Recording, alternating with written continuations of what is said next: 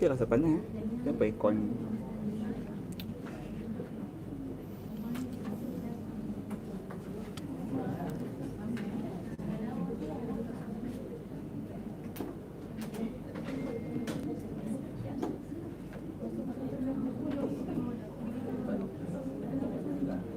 Orang akan nampak seorang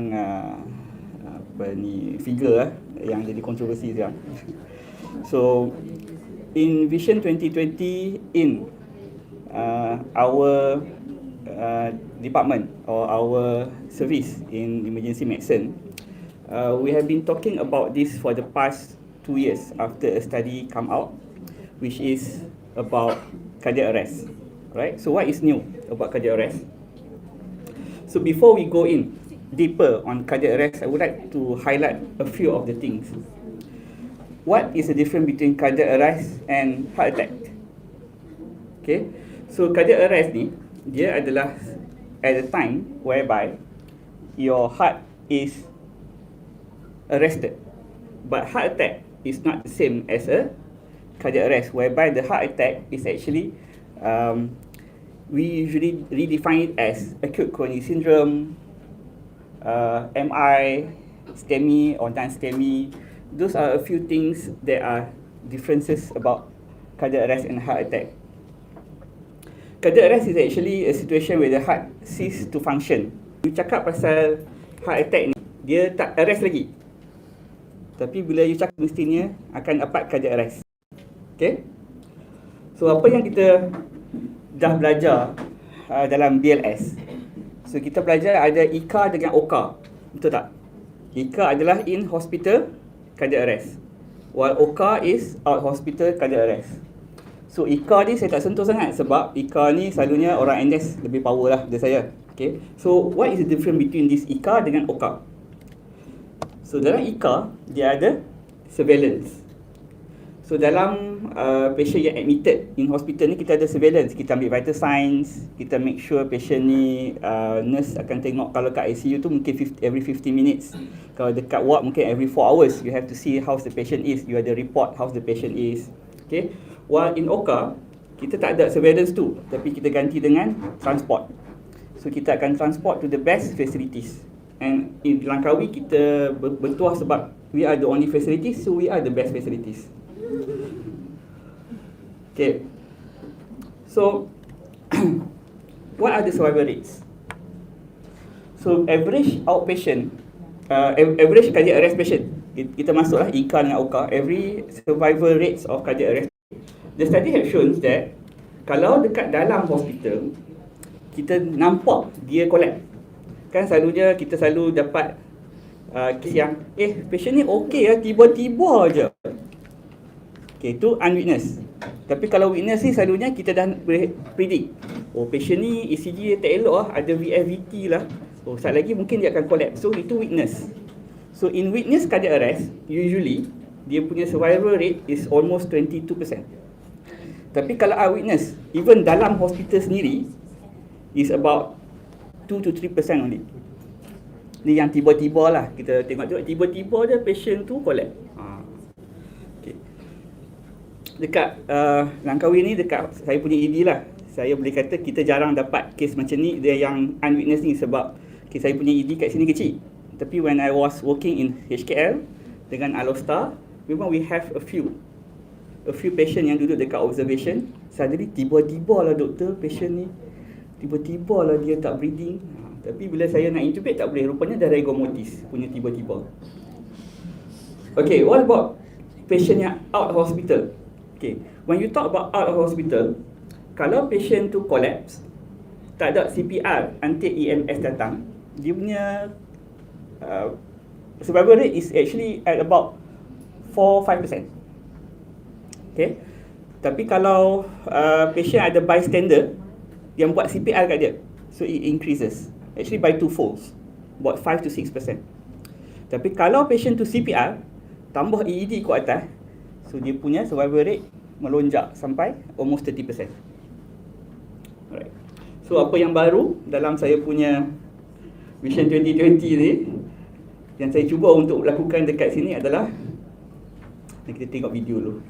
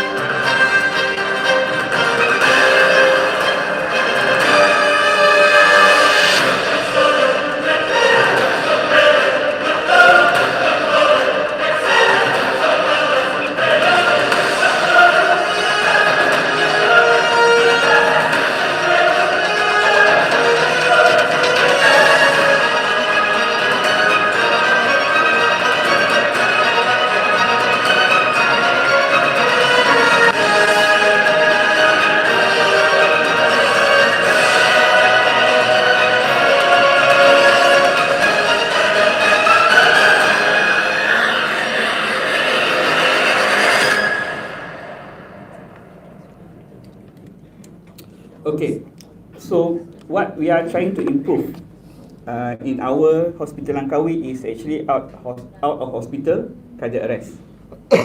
It has been studied in UK that out of hospital cardiac arrest actually banyak yang terjadi, approximately 30,000 out of hospital cardiac arrest in UK.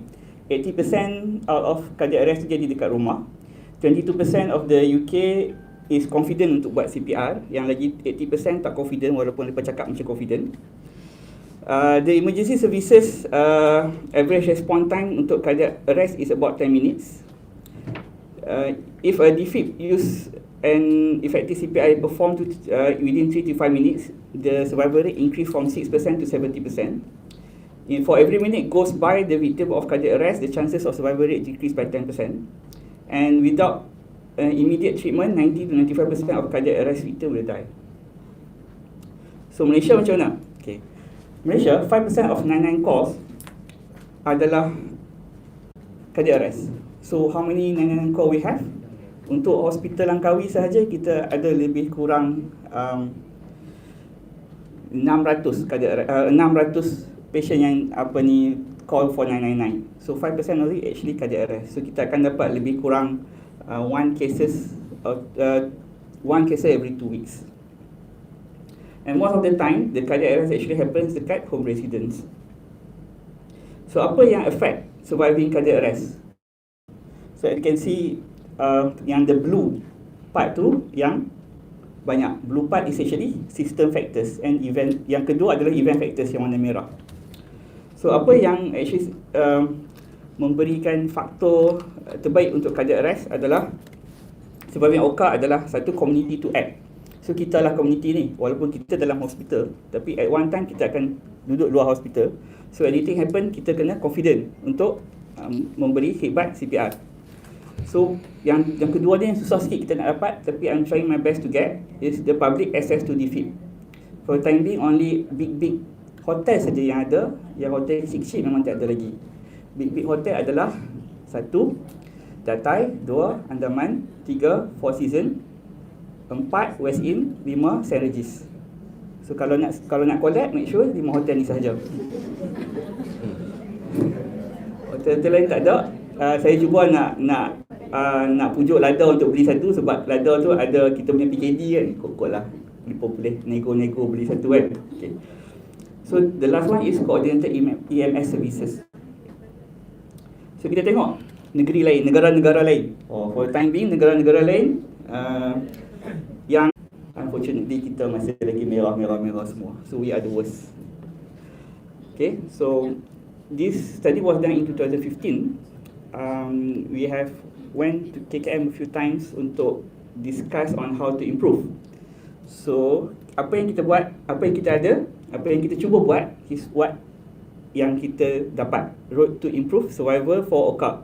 Okay. So apa yang kita nak cuba buat for the next 5 years is, number 1, kita nak buat the person able to respond. So yang ini kita kena educate the public. Lepas tu call 999 services, kita nak educate public supaya call 999. And community AED.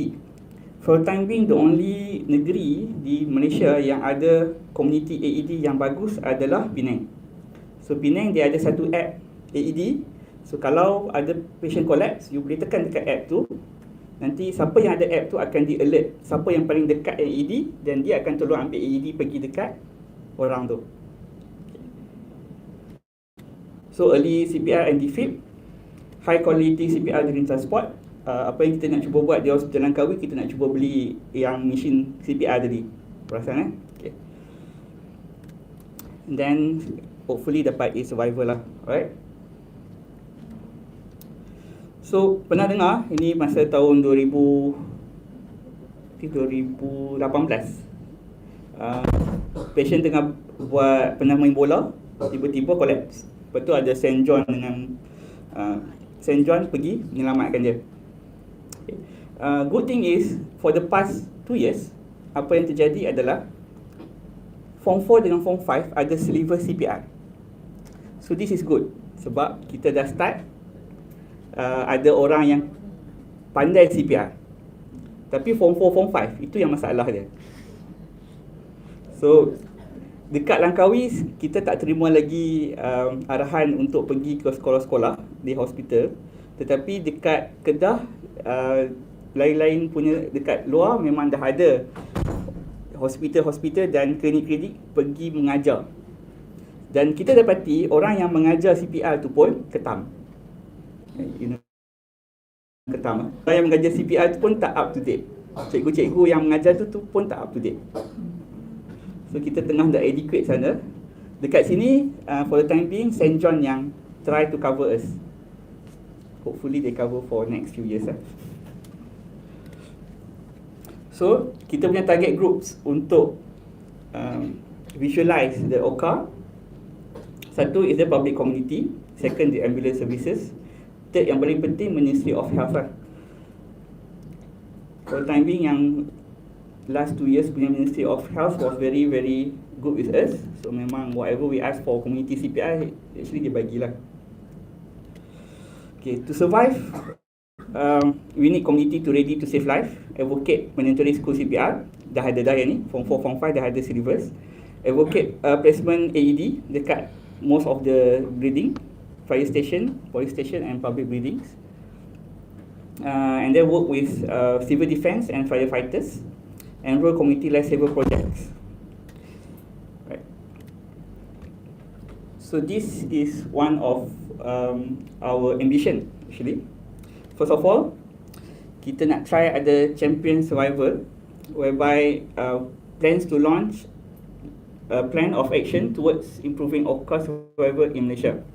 So kita dah actually launch dah untuk plan untuk improve the OCA survival. So apa yang dalam plan tu, nombor pertama adalah public AED program. So sekarang ni kita tengah buat cooperation dengan MOH, dengan transport, dengan youth sport supaya tempat-tempat tertentu, contohnya stadium, masjid, public transport macam kita tak ada, mungkin JT ada AED. Okay. Langkah apa ni dekat kita punya lapangan terbang ada AED, so boleh pengsan kat sana. Okay. So national roadmap for life savers. So kita ada cooperation between MOH dengan MOE for national life saver program in school. For time being memang dah ada Form 4, Form 5 punya syllabus untuk CPR. And then last but not least is cardiac arrest registry. Sebab most of the time kita tak perasan, kita tak buat registry siapa yang patient kena cardiac arrest ni. So kita last kali tu yang kita dapat kita punya dalam study tu kita paling tercorot. So sekarang ni kita nak cuba dapat cardiac arrest registry untuk OCA. Any questions?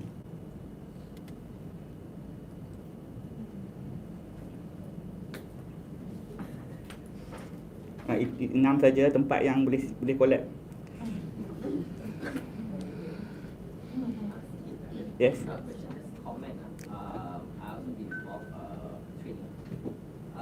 I think yes, community is important, but from what I see, from I think a lot of us, we don't dare to say we are medical staff. We start from us in-house also not the best results. So what else is there? So I think for us, we are medical staff. St. John are not medical, most of them. They are public. Public can initiate CPR. If we can't initiate proper CPR in our hospital, that's not great lah. Right? So I think that's the issue. The issue is because people say I want to go BLS course or it takes 1 day or day. So I think I'm sure all the studies says that our skill will drop after 6 months. Yes. So what I'm tak jadi kat Ipoh lah, I start sempat I dah lari. So plan to do is what they recommend is a low dose high frequency training. Basically that one is that you focus on some skills that you want, that's it.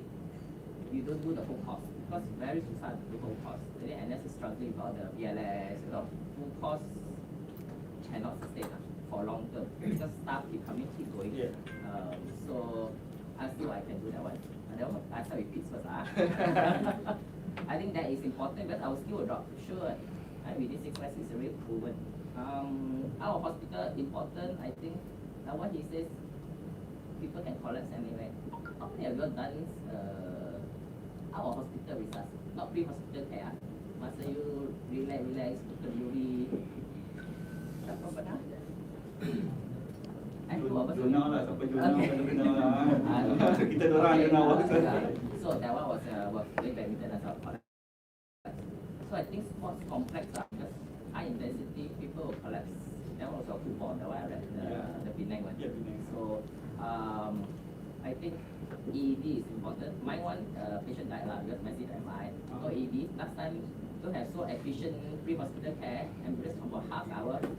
We called 2-3 times. I called to my friend to call them. Tak main, my tengah jam, you know. So in the end, and then no AED, so he passed away. So I think the statistic must be there, the patient died.